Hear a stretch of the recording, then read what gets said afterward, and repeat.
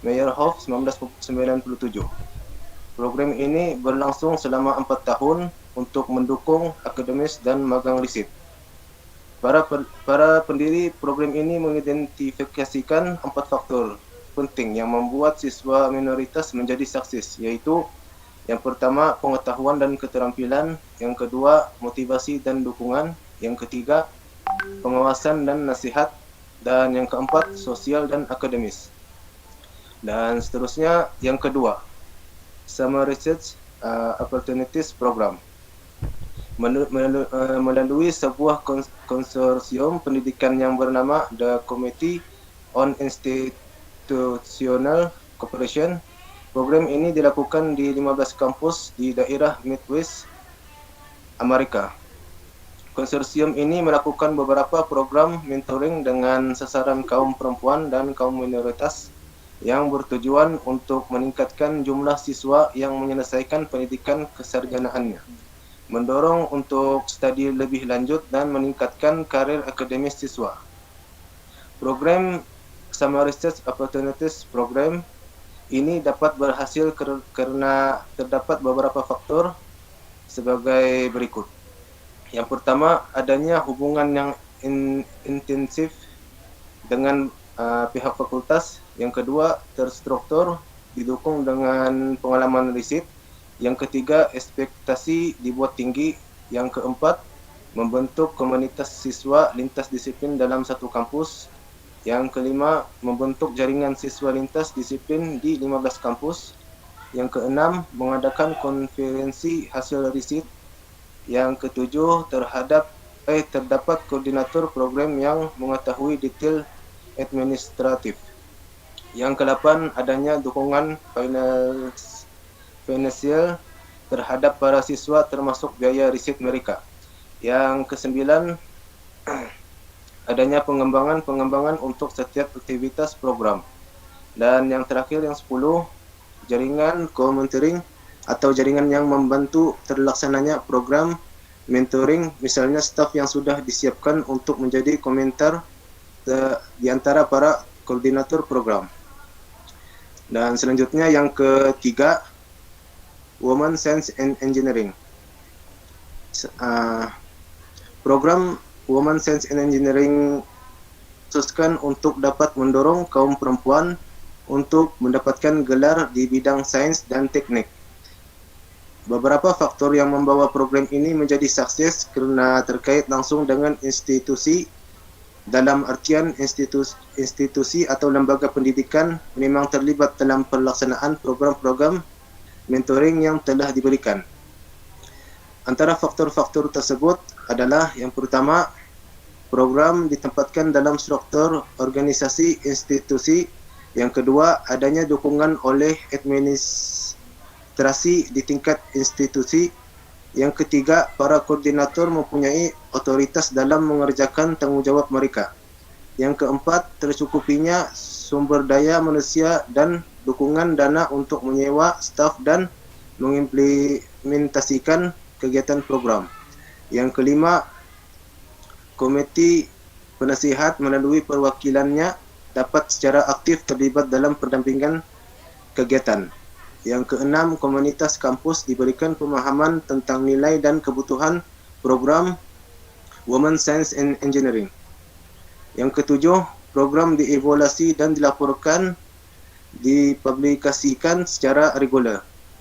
Dan yang terakhir, yang ke-8, sebuah jaringan co-mentoring memberikan fasilitasi untuk pengembangan profesional di antara para pendamping Women Science and Engineering. Dan yang terakhir, yang keempat, Preparing Future Faculty Program. Program ini didesain untuk mengembangkan model alternatif pada persiapan fakultas yang kemudian diinstitusionalisasikan. Program ini merupakan sebuah inisiatif nasional yang dibuat sejak tahun 1993 oleh American Association of College and University dan oleh Council of Graduate Schools dengan dana berasal dari Pew Charitable Trust. Preparing Future Faculty pada saat ini telah melibatkan lebih dari 300 sekolah dan universitas, 11 asosiasi dan perkumpulan profesional nasional dan beberapa pemberi dana dari luar luar negeri. Program Preparing Future Faculty ini bertujuan untuk memenuhi kebutuhan universitas akan lulusan PhD serta membantu calon peserta doktoral untuk memilih program yang sesuai dengan tujuan karirnya. Sekian materi daripada saya dan dikembalikan kepada moderator.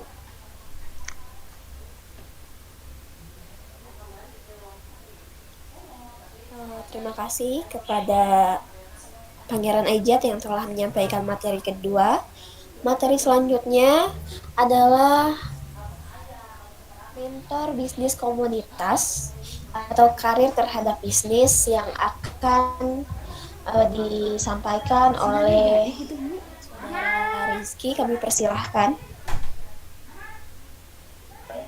Terima kasih untuk moderator yang sebelumnya telah menggantikan posisi saya karena ada kendala. Baik, di sini saya akan membahas tentang lebih ke tempat program mentoring. Bukan ya? Pokok. Nah, mentor bisnis komunikasi. Yang pertama itu menciptakan satu lingkungan belajar, terutama di kelompokan ulang atau di grup KMB. Nah, KMB ini prosesnya lebih ke kegiatan pengabdian masyarakat ya. Pada komunitas TDA ini, Jaksa mulai program KMB ini berjalan setelah dilakukannya evaluasi terhadap program tersebut oleh divisi edukasi. Nah, jadi saya akan menjelaskan upaya untuk mengubah susunan anggota pada grup program mentoring dengan dasar level bisnis diambil dengan pembicaraan agar terjadi homogenitas di dalam satu grup. Nah, sehingga dengan mudah mentor memberikan pengajarannya. Lalu dampak akhirnya adalah yang ingin dicapai peserta program KMB ini untuk dapat menerapkan materi KWU atau kewirausahaan ini untuk diterapkan pada bisnis masing-masing sehingga memberikan dampak peningkatan kinerja di dalam bisnis mereka pada tahap evaluasi ini dan pengelompokan ulang. Pengelompokan ulang ini mohon maaf terdengar suara saya? Terdengar, Rizky. Terdengar. Ya, terima kasih moderator. Terima kasih Mas, ini lagi masih ada kendala. Nah, lebih kembali lagi ya pada tahap evaluasi dan pengelompokan ulang. Nah, pada program KMB ini, menurut data statistik ada 32 peserta yang aktif juga mengikuti program KMB ini. Kembali ditelaah pada akhirnya dikelompokkan ulang dan dibagi dalam 4 grup yang masing-masing, yaitu setiap grup itu terdapat 1-2 mentor yang disebut grup intermediate. Itu kurang lebih beromset sampai kurang lebih 300 juta per tahun. Yaitu yang kedua itu ada grup beginner, yaitu 2 grup yang beromset 50 sampai 300 juta per tahun. Dan yang ketiga ini ada grup basic, satu grup yang beromset kurang dari 50 juta per tahun. Nah, pembahasan grup ini, grup basic yang merupakan grup binaan tim pengabdian masyarakat ini. Grup basic ini mempunyai 6 orang anggota yang rata-rata merupakan karyawan yang berkeinginan untuk juga mempunyai usaha atau telah mempunyai usaha namun tidak dilakukan secara konsisten. Dan yang kedua itu mengorganisasikan materi pelatihan penyusunan SAP kewirausahaan untuk grup basic. Nah, pada kegiatan pengabdian masyarakat ini, fokus giatnya adalah tim pengabdian masyarakat UAI adalah penyusun kurikulum mini S atau mini SAP ini nih. Untuk grup basic sekaligus mengajarkannya pada kurikulum grup basic. Perbedaan yang utama dari kelompok yang lain adalah dalam hal tujuan program ini juga di mana tidak saja pemberian materi KWU atau kewirausahaan yang harus diberikan, namun juga materi motivasi. Untuk materi kewirausahaan dibuat bentuk lembar kerja yang diharapkan bisa memacu mereka untuk segera merealisasikan